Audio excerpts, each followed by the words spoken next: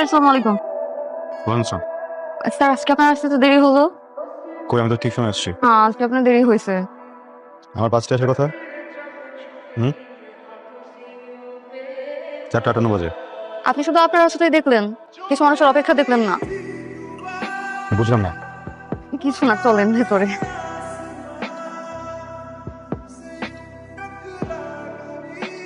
জি sir. কি? আমি কখন থেকে আপনার জন্য অপেক্ষা করছি, আপনি আসবেন আর আমি আপনাকে দেখবো। Sorry? মানে পড়া দেবো, পড়ে দেবো। What is feminist criticism? এই একটা ছাড়া বাকি সবগুলো পড়েছি। Figurative language. বাকি সবগুলোর ভেতরেই একটা ছিল না। আমি জানি আপনি কি করবেন।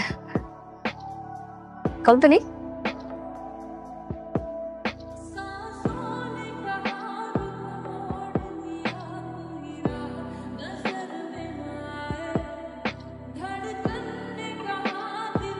তোমাকে কি দিলাম? বাড়ি ব্যথা পাইছো? না। কারণ আমি তোমাকে ব্যথা দিইনি। কি দিচ্ছি? কি? লজ্জা। যেন তুমি একটু লজ্জিত হয়ে ঠিক মতো পড়ো। আমি 2টা প্রশ্ন বলো না কেন? পারলে তো আপনি কাজ করতেন না।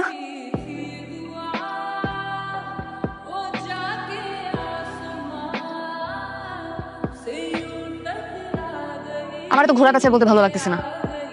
এই বইয়ের ভিতরে একটা চিঠি আছে, ওই চিঠিটা আপনি পড়বেন। আর চিঠিটা পড়বেন, পড়ার পর আমাকে জানাবেন।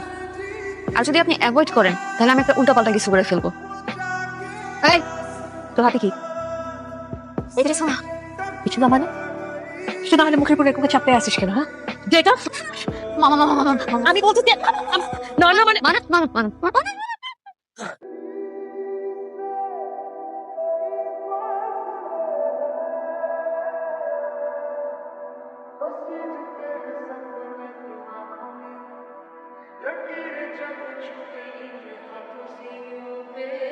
ভাই, আমার এই একটা মাত্র মেয়ে, ওরে প্রাইভেট পড়ানোর জন্য বাসায় মাস্টার রাখলাম। আমি তো বাড়ি থাকি না, আমার মেয়ে থাকে আর আমার বউ থাকে। এই সুযোগে মাস্টার আমার মেয়েরে প্রপোজ করছে। এটা তো ভাই ক্ষমা করা যাবে না ভাই। মন্ডা চয় তোরে। রফিক সাহেব বসেন বসেন প্লিজ বসেন বসেন বসেন।